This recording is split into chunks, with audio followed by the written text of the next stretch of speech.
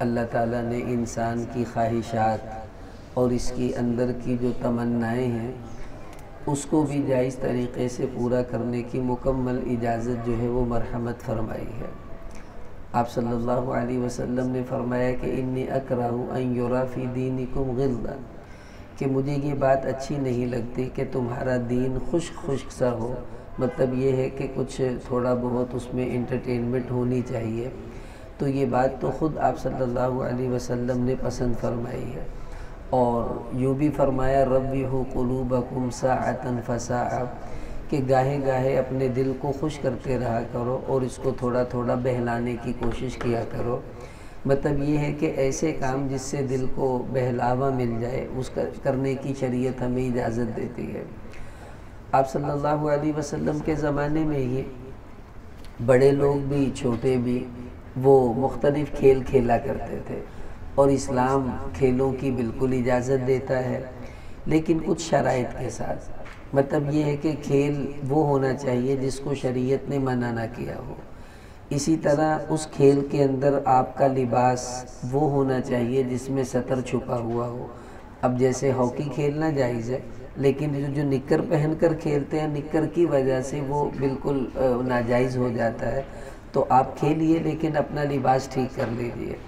ایسے ہی کبڈی کھیلنا جائز ہے، بلکہ سنت ہے، لیکن جو کبڈی والوں کا لباس آج کل ہوتا ہے ایسے لباس میں کبڈی جائز نہیں ہے۔ تو بعض اوقات جائز کھیل کسی اور وجہ سے ناجائز ہو جاتا ہے۔ اسی طرح کھیل بھی صحیح ہے، آپ کا لباس بھی پورا ہے، لیکن آپ اس میں جوا کھیل رہے ہیں، مثلا ہاکی کھیل رہے ہیں لیکن جوا لگا کر، کبڈی کھیل رہے ہیں لیکن جوا لگا کر، اب وہ جائز کھیل بھی ناجائز ہو جائے گا اس قباحت کی وجہ سے۔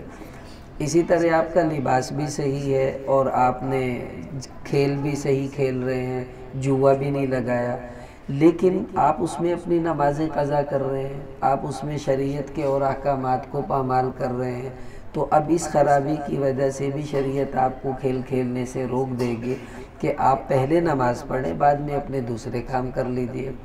تو کھیل کی اجازت ہے، لیکن اس کی بھی کچھ پابندیاں ہیں جس کے اندر رہ کر آپ کو کھیل کھیلنا ہے۔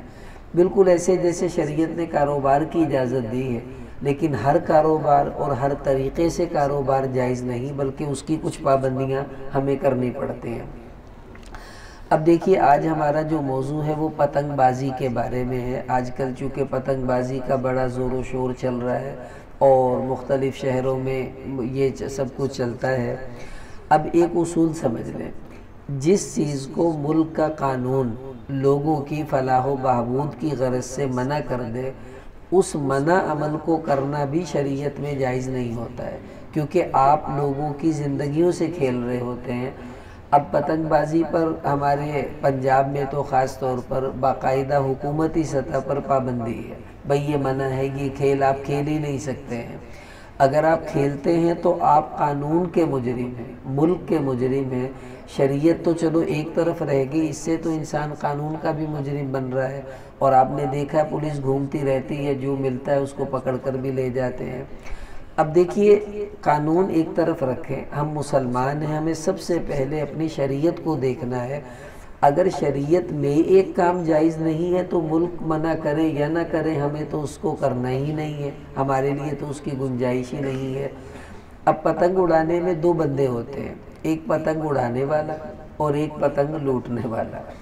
دونوں کے الگ الگ خرابیاں ہیں، احکامات ہیں، وہ اب سمجھنے کی کوشش کیجیے۔ سب سے پہلے جو پتنگ اڑانے والا ہے، یہ جب پتنگ خریدنے جائے گا تو ظاہر ہے پیسے دے کر ہی خریدے گا۔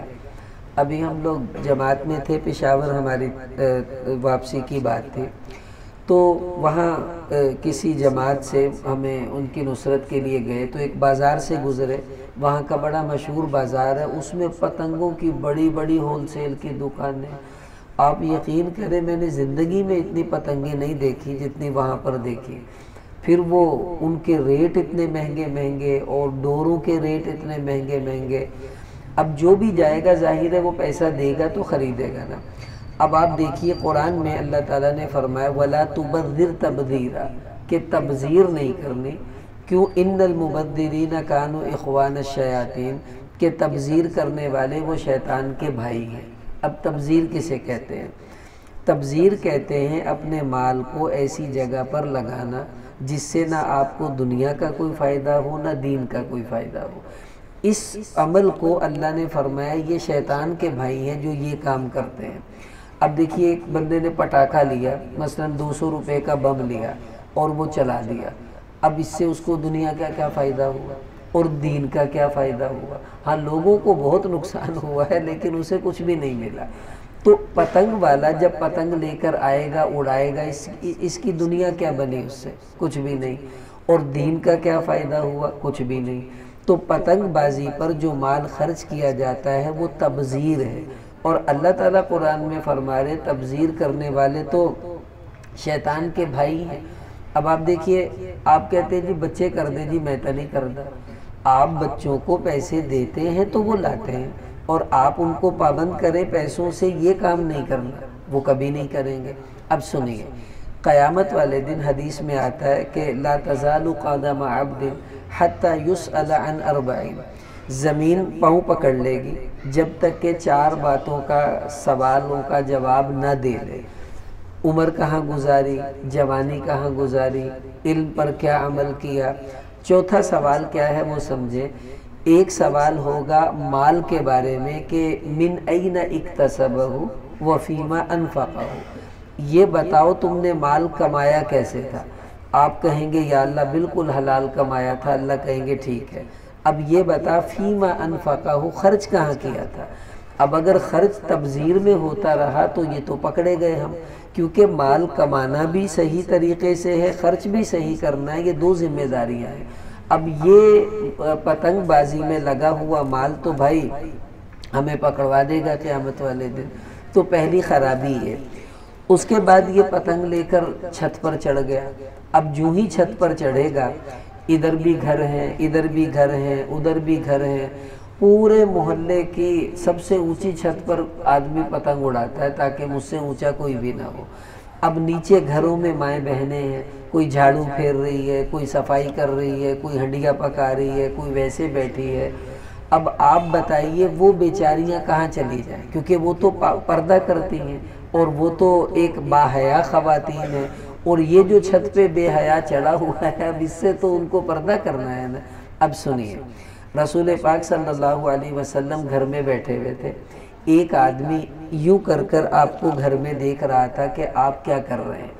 اس کا مقصد یہ تھا میں دیکھوں حضور نماز پڑھتے ہیں، ذکر کرتے ہیں، بس وہ یہ دیکھ رہا تھا۔ لیکن پرائیویسی تو ڈسٹرب ہوتی ہے نا اس طرح دیکھنے سے۔ حضور علیہ السلام کو پتہ چل گیا تو اس نے بتایا کہ جی میں ایسے ایسے آپ کو دیکھ رہا تھا۔ آپ علیہ السلام نے فرمایا اگر مجھے پتہ چل جاتا کہ تو سراغ سے دیکھ رہا ہے تو میں سٹک سے تیری آنکھ پھوڑ دیتا۔ یہ آپ نے ڈانٹ کے طور پر کہا کہ تو اس لائق تھا کہ تیری آنکھ پھوڑ دی جاتی، تجھے کس نے اجازت دی کہ تو کسی کے گھر میں جھانکے؟ یہ تو شریعت نے پابندی لگا دی ہے کہ کوئی کسی کی پرائیویسی میں دخل اندازی نہیں کر سکتا۔ اب وہ جو چھت پہ چڑھا ہوا ہے اس کی وجہ سے پورے محلے کی عورتیں پریشان ہیں کہ یہ اترے گا تو ہم باہر نکل کر کچھ کام کریں گے۔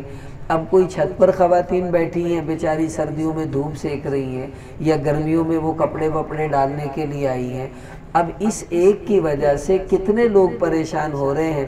اب وہ جو بدنظری کا گناہ ہے وہ بھی اس کے سر جا رہا ہے، پیسوں کا گناہ پہلے کرایا، بدنظری کا گناہ اب اپنے سر پر لے رہا ہے۔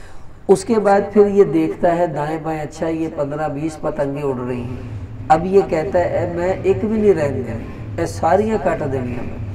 اب آپ بتائیے کہ میرے دل میں اگر مسلمانوں کو نقصان پہنچانے کا جذبہ ہے تو کیا شریعت اس جذبے کو پسند کرتی ہے؟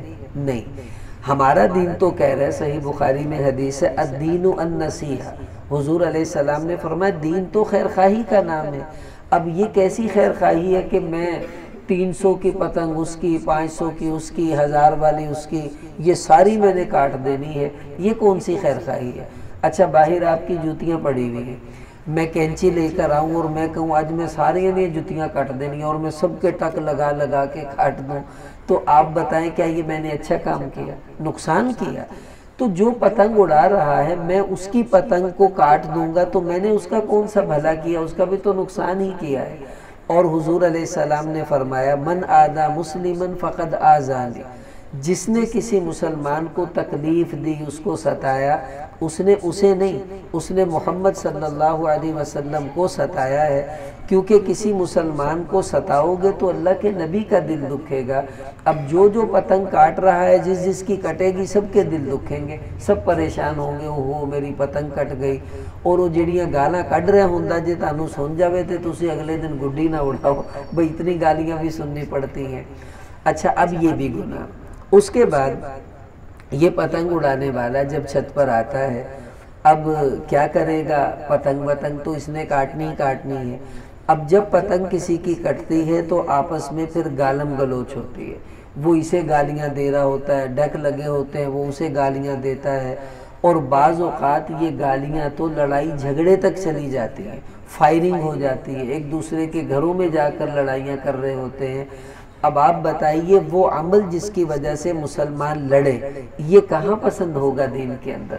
معاشرے میں ایسی بات کو کہاں پسند کیا جائے گا جو مسلمانوں میں لڑائی جھگڑے کا سبب بن رہی ہو اور گالم گلوچ کا سبب بن رہی ہو؟ پھر آپ دیکھیے دین نے ہمیں اس بات سے منع کیا کہ کسی مسلمان کو نیچا دکھانے کی کوشش نہ کرو، اور اس کا دل دکھانے والا کوئی کام نہ کرو، جس کو ہم کہتے ہیں پروپیگنڈا کرنا یا کسی کا تباہ لگانا، اس قسم کے کام۔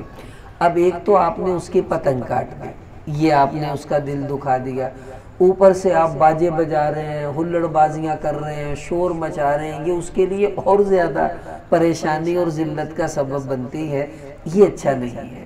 اس لیے پتنگ بازی میں آپ یقین کریں یہ گناہوں کی ایک گٹھڑی ہے کہ جس کو کھولے تو گناہ ہی گناہ نکلتے ہیں اور کچھ بھی نہیں نکلتا۔ اس کے بعد آپ دیکھیے آپ صلی اللہ تعالیٰ علیہ وسلم نے ایسی چھت پر سونے سے منع کیا کہ جس کی دائیں بائیں منڈیر نہ ہو۔ کیوں؟ آپ سو گئے، اب نیند میں اٹھے، آپ کو تو یاد ہی نہیں ہے کہ اس کی دیواریں ہیں کہ نہیں ہیں، اور بعضوں کو نیند میں چلنے کی عادت بھی ہوتی ہے۔ اب وہ رات کو اٹھ کے چلنا شروع کر دے، دیوار تو ہے نہیں چھت کی، اب وہ نیچے گرے گا تو اپنا بھی نقصان کرے گا اور کسی اور کا بھی نقصان کرے گا۔ وہ ایک آدمی تھا کافی موٹا، اس نے تنگ آ کر خودکشی کا فیصلہ کر لیا، چھت پہ چڑھ گیا، چھلانگ لگائی، نیچے گرا، اب ہاسپٹل لے گئے، اس کو جب ہوش آیا تو کہنے لگا ہے میں ابھی زندہ ہوں، تو نرس کہنے لگے جی آپ تو زندہ ہیں، آپ کے نیچے جو 2 بندے آئے تھے وہ فوت ہو گئے۔ اب جو چھت پہ چڑھ کر پتنگ اڑا رہا ہے، اب اکثر چھتیں ایسی ہیں جن کی منڈیر نہیں ہوتی ہے، اب پتنگ اڑاتے اڑاتے اسے ہوش نہیں ہوتا اور یہ صاحب نیچے گر چکے ہوتے ہیں، خود بھی بیچارہ اپنی جان خطرے میں ڈالتا ہے اور بعض اوقات نیچے کسی پر گرتا ہے اس کی جان بھی خطرے میں چلی جاتی ہے۔ اب آپ بتائیے جس نبی نے ایسی چھت پر سونے سے منع کیا، حالانکہ سونا تو جائز کام ہے اور پتنگ اڑانا تو ویسے پسندیدہ کام نہیں ہے، تو یہ کام اس چھت پر کیسے جائز ہوگا جو وہ صاحب چڑھ کر جو ہے وہ کر رہے ہوتے ہیں۔ اچھا، پھر اپنی زندگی تو خطرے میں ہے، لیکن جو یہ پتنگ اڑا رہا ہے اس کی جو ڈور ہے، اب آپ بتائیے پچھلے دنوں آپ نے بھی دیکھا کتنی ویڈیوز وائرل ہوئی، گردن کٹ گئی نوجوان بیچارے کی جاتے کی، کتنے بچوں کی گردنیں کٹ گئیں اور کیا کچھ نہیں ہوا۔ دیکھیے حدیث میں آتا ہے آپ صلی اللہ علیہ وسلم نے فرمایا، صحیح بخاری کی روایت ہے، من حمل علینا السلاح فلیس منا، جس نے کسی مسلمان کی طرف ہتھیار کیا وہ ہم میں سے نہیں۔ اور ایک روایت میں ہے کہ جس نے ہتھیار کی نوک یعنی تلوار چھری وغیرہ کسی کی طرف کی، اس کو بھی آپ نے سختی سے ڈانٹا کہ یہ جائز نہیں۔ کیوں؟ بھئی ممکن ہے لگ جائے اس بیچارے کو۔ تو ہمارا دین اتنی احتیاط کرتا ہے کہ آپ چھری کی نوک بھی کسی کی طرف نہیں کر سکتے، مارنا تو دور کی بات ہے۔ اور جس ڈور سے گردنیں کٹ رہی ہوں، آپ کھلے عام وہ ڈور لے کر چھتوں پر چڑھے ہوئے ہیں، گلیوں پر جو ہے وہ آ کر اس کو اڑا رہے ہیں، آپ بتائیں ہمارا دین اس کی کیسے اجازت دے گا؟ تو کسی مسلمان کی جان خطرے میں ڈالنا یہ بھی تو جائز نہیں ہے۔ اور پتنگ باز بیچارے اس کی کہاں پرواہ کرتے ہیں، وہ تو اپنے کام سے کام لگے ہوئے ہیں، انہیں اس سے کوئی غرض نہیں کسی کا کتنا نقصان ہو رہا ہے۔ اب آپ بتائیں گے جو پتنگ اڑانے والا ہے یہ کتنے گناہوں کو مجموعی طور پر لے کر چھت پر چڑھا ہوا ہوتا ہے اور کتنے سارے نقصانات یہ کر رہا ہوتا ہے۔ اب دوسرا وہ بندہ ہے جو پتنگ اڑا نہیں رہا لیکن وہ لوٹ رہا ہے. اب یہ کون سا خیر کا کام کر رہا ہے؟ سب تو پہلے تھے وہ بندہ جن نے چھاپے مارنے ہوندے یا جن نے گاٹیاں پانیاں ہوندیاں. اب یہ تو لوٹ بھی نہیں رہا بلکہ یہ لوٹ مار کر رہا ہے. دیکھیے نبی اکرم صلی اللہ علیہ وسلم نے فرمایا من انتہب نہبتا فلیس منا. یہ بھی صحیح بخاری میں آئے گی روایت کہ آپ صلی اللہ علیہ وسلم نے فرمایا جو چھینا جھپٹی کرتا ہے، کسی کا مال چھینتا ہے، ڈاکے مارتا ہے. ڈاکو کیا کرتے ہیں؟ دن دہاڑے زبردستی کسی کا مال چھینتے ہیں. اب گڈی وہ اڑا رہا ہے اور یہ گانٹی مار کر اس کی پتنگ کاٹنے کی کوشش کر رہا ہے کہ میں لے لوں. اسی طرح کسی کی پتنگ بیچارے کی اڑ کر کٹی ہوئی ہے، اب یہ چھاپا لگا کر اس کو اپنی طرف لانے کی کوشش کر رہا ہے. اسی کو چھینا جھپٹی کہتے ہیں، اسی کو جو ہے وہ ڈاکہ ڈالنا کہتے ہیں. اب آپ بتائیے ڈاکہ بینک میں بھی ڈلتا ہے، گھروں میں بھی ڈلتا ہے اور ڈاکہ گڈیوں پر بھی ڈلتا ہے. جرم تو ایک ہی ہے، بس تھوڑا چھوٹا ہے وہ تھوڑا بڑا ہے، بات تو ایک ہی ہے، کوئی فرق تو نہیں پڑتا اس سے. کوئی کہے یار میں تینوں چھوٹی جی گال کڈی، میں کہڑا بڑی گال کڈی. یار گال تا گال ہی ہے، چھوٹی ہوئے بڑی ہوئے، اگلے بندے دی عزت تا برباد ہو گئی نا گال دی وجہ تو گالی چھوٹی بڑی نہیں ہوتی. ایسے ہی جرم چوری 10 روپے کی بھی ہے، چوری کروڑ روپے کی بھی ہے تو دونوں ہی چور. اسی طرح جو ڈاکہ ہے وہ بینک والا بھی ہے، ڈاکہ پتنگ والا بھی ہے تو دونوں ہی ڈاکو. تو اب ایک تو جرم یہ کرتا ہے، دوسرا جو لوٹنے والا جرم کرتا ہے وہ یہ کہ وہ بھاگ رہا ہوتا ہے، اوپر پتنگ ہے، اس کا دھیان اوپر ہے، اسے نہیں پتا سامنے کار آ رہی ہے، موٹر سائیکل آ رہی ہے یا میں کہاں پھر رہا ہوں. اکثر ایسے بچے بیچارے حادثوں کا شکار ہو جاتے ہیں. اب سنیے رسول اللہ صلی اللہ علیہ وسلم نے سنن ابو داود میں روایت ہے، ایسا آدمی جو کبوتر اڑاتا ہے اور کبوتروں کو دیکھ دیکھ کر بھاگ رہا ہوتا ہے، حضور علیہ السلام نے فرمایا یہ بندہ شیطان ہے. ایک شیطان ہے جو شیطان کے پیچھے لگا ہے. کیا مطلب کہ وہ کبوتر اس کے لیے شیطان بنا ہوا ہے، اس کو غافل کیے ہوئے، اور یہ بھی اس کے پیچھے دوڑ رہا ہے شیطان بن کر. اب آپ بتائیے جو کبوتر کو دیکھ کے دوڑے اس کو ہمارے نبی نے شیطان کہا. یہی کام تو پتنگ والا بھی کر رہا ہوتا ہے، اس کو بھی پتنگ سے غرض ہے. وہ نہیں دیکھ رہا میں روڈ پہ ہوں، گلی میں ہوں، کوئی آ رہا ہے کوئی جا رہا ہے، بس وہ بیچارہ اپنے اس میں لگا ہوتا ہے اور پھر ایکسیڈنٹ ہوتا ہے. پھر قصور موٹر سائیکل آ لے دا، قصور کار آ لے دا، انا وہاں تینوں نظر نہیں آندا ساڑھے بچے دی لات توڑتی فلانا توڑتا. بھائی میں نے نہیں توڑی، وہ خود ٹانگ لے کر آیا تھا کہ انکل توڑ دیجئے، کیونکہ اس کو اپنی تو پرواہ نہیں ہے بیچارے کو. اس لیے ایسا آدمی جو پتنگ لوٹ رہا ہوتا ہے اس کو تو ہمارے نبی نے شیطان کہا ہے. اب آپ بتائیے جو شیطان والے کام کرے کہاں دین میں ایسے کام پسندیدہ ہوں گے. پھر یہ لوٹنے والا اڑانے والا دونوں ایک مشترکہ کام کرتے ہیں. وہ کیا؟ اللہ تعالیٰ نے قرآن میں شراب کو حرام کیا، جوے کو حرام کیا، اور اس کی وجہ بتائی وَيَصُدَّكُمْ عَنْ ذِكْرِ اللَّهِ وَعَنِ الصَّلَاةِ کہ یہ جوا شراب وغیرہ تمہیں اللہ کے ذکر سے، نماز سے، اللہ کی یاد سے روک دیتے ہیں.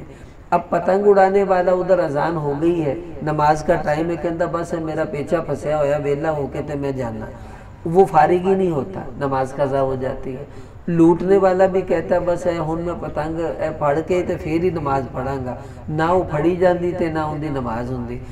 اب یہ دونوں لوگ بیچارے نماز بھی اپنی چھوڑ رہے ہوتے ہیں اور کتنا بڑا اپنا نقصان کر رہے ہوتے ہیں. اس لیے میرے عزیزو اب 2 ذمہ داریاں. سب سے پہلے تو اگر میں پتنگ اڑاتا ہوں تو مجھے آج توبہ کرنی ہے اس کام سے کہ جو کام شریعت میں بھی منع ہے اور قانون میں بھی منع ہے.